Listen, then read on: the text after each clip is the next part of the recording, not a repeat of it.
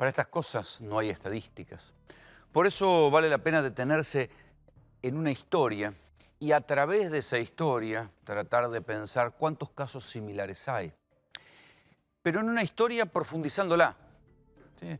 Uno sabe cuántos casos de inseguridad hay en el conurbano, cuántas muertes hay, cuántas entraderas, porque esto sí se ve tabulado, que más o menos a la gente la terminan matando en el mismo momento para robarle el auto, para entrar a la casa, la cosa se desmadra y terminan matando.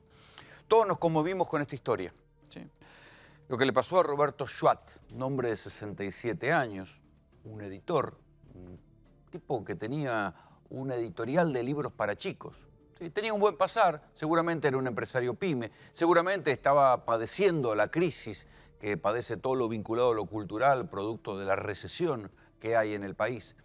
No es que era un megamillonario, un señor preocupado por su seguridad, tenía un cerco eléctrico, tenía cámaras, tenía un portón automático como para poder levantarlo más rápido y después cerrarlo sin que hubiera mucho tiempo para que se le metieran por detrás. Bueno, nada de esto sirvió. A todos nos llamó la atención esta historia. Un hombre de 67 años que cuando ya tenía a los delincuentes adentro en el garage, gritó para avisar y de alguna manera prevenir a su esposa y por eso lo matan. Un hombre que no merecía morir y que no había hecho nada para morir. ¿Sí? Esta historia sucedió en Vicente López, ¿sí? Muy cerca de la casa de mi vieja, un lugar que yo conozco bien. El asunto es que no se sabía quiénes fueron los que lo mataron. Y claro, estas historias se pierden. Sale el anuncio judicial que dice, bueno, cayó el asesino de Roberto Schwat, se conocen algunos detalles, pero cuando uno profundiza un poco más y se detiene en algunos detalles de la historia, puede pensar que esa historia es como una condensación de varias cosas que están pasando en la Argentina. Alguna vez me habrán escuchado contar que nosotros, con nuestras cámaras, cuando íbamos a los barrios populares, a hacer testimonios de la gente, muchas veces en las salidas de noche, nos empezamos a encontrar con muchos tipos que habían sido pibes chorros, que habían tenido problemas de adicciones, que en algún momento, porque también la gente se regenera, tuvieron un pibe, se enamoraron y decidieron volver a tener un laburo. Y esa gente estaba en una frontera muy débil. Como tienen antecedentes penales, en general no consiguen trabajo, entonces trabajan o como cartoneros, o como albañiles, o en talleres mecánicos. En general son tipos que terminan laburando en laburos informales, en negro, en fin. Ahora se sabe que la historia del asesino de Roberto Schwat era exactamente esta, casi un actor social, casi una cifra de un proceso que se debe estar viviendo de a miles en lugares del conurbano. El muchacho que lo mató se llamaba Sasha Matías Martínez Castro, 22 años. Él y otro también de 22 años son los que entraron a la casa. En la puerta quedó el pillo, el más grande, ¿sí? Un señor llamado Héctor García, el Bebe García, 30 años. Esperaba a bordo de un Corolla blanco y ese todavía está prófugo. Cuando uno ve la historia del pibe, dice, o sea, los diarios la cuentan como que el tipo tenía antecedentes. Y efectivamente, Sasha Martínez Castro tenía antecedentes. Había tenido antecedentes de robo agravado, robo calificado en el año 2014.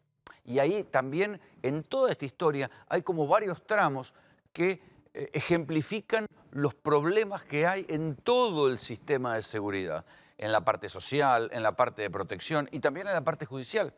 Porque fíjense, cuántas veces hablamos de los tipos que, habiendo cometido un delito grave, estaban en libertad. Este era el caso. Sasha, el pibe este de 22 años, Sasha Matías Martínez Castro, había estado preso por un robo calificado y por eso un milagro de la justicia lo habían liberado. ¿Sería inocente? Y no. A la luz de lo que pasó, uno puede pensar que no era inocente, que lo habían agarrado y bien agarrado estaba. Sin embargo, a pesar de que era robo agravado, robo con arma, sí, había ido a robar de caño a algún lado, la justicia no lo mantuvo o porque no le interesó mantenerlo preso, o porque como no había matado a nadie lo soltaron, o por un garantismo malentendido, o por lo que demonios fuera, a este muchacho, lo soltaron. Con lo cual, si uno interpreta la historia en el comienzo y en el final, dice, bueno, la verdad, la justicia se equivocó otra vez, lo tendrían que haber mantenido preso, lo soltaron y terminó matando. Es una manera de contar la historia. Pero en el medio pasa algo que nos hace pensar que las historias no son lineales y que una persona va y viene en el mundo del delito y en el mundo de los errores. Va y viene. ¿Por qué les digo esto? Porque se sabe también que, o sea, casi como en una historia sociológica, este mismo pibe que había robado en el 2014 salió y no volvió a robar, sino que fue a trabajar en un taller mecánico. Lo que les decía antes, esa frontera débil de los tipos que tienen antecedentes, que no consiguen laburo en blanco, porque cuando van a pedir un certificado de antecedentes penales, les salta la entrada policial o les salta la causa y entonces nadie les da un certificado de que no tienen antecedentes penales. Entonces este muchacho estaba trabajando en un taller mecánico. Esto es lo que cuenta su novia. Había estado trabajando en un taller mecánico ahí en la zona de Villa Martelli, su barrio. Fíjense que se había ido a robar cerca. Había ido a robar a Vicente López. Él vivía en Villa Martelli, mismo partido de Vicente López. Y entonces pierde el trabajo.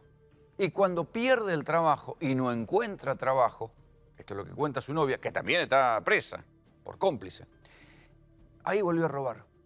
Entonces, ahí sí se produce eso que yo les venía contando, esa frontera muy débil en que muchas veces alguien que tiene antecedentes penales, cuando pierde el laburo, vuelve a delinquir porque es lo que sabe hacer. Cada cual sacará su condena o su opinión moral sobre esto. Obviamente está mal que vuelva a robar, obviamente está mal que haya matado a una persona, obviamente está mal. Pero no solamente con la condena moral se resuelven los problemas. Sí, no solamente el Estado o alguien tiene que tener algún grado de una política inteligente, porque cuando un tipo sale a robar y mata, el daño está hecho.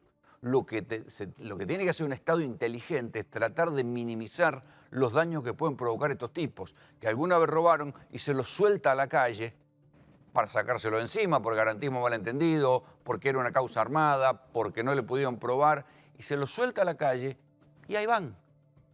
Y cuando se producen, como hay ahora, crisis sociales, aumenta la cantidad de gente que pudo haberse reintegrado a la sociedad, que podía tener laburo, que lo perdió. ¿Y qué van a hacer? Van a volver a robar. Esta fue la historia de este pibe. Sasha, cuenta también la novia, se juntó con un muchacho que era más pesado, con un tipo que tenía más antecedentes, con este Bebe García. ¿Y el Bebe García qué hizo? Le ofreció laburo de chorro. No le ofreció laburo en un taller mecánico, le ofreció laburo de chorro. Y ahí volvió a robar.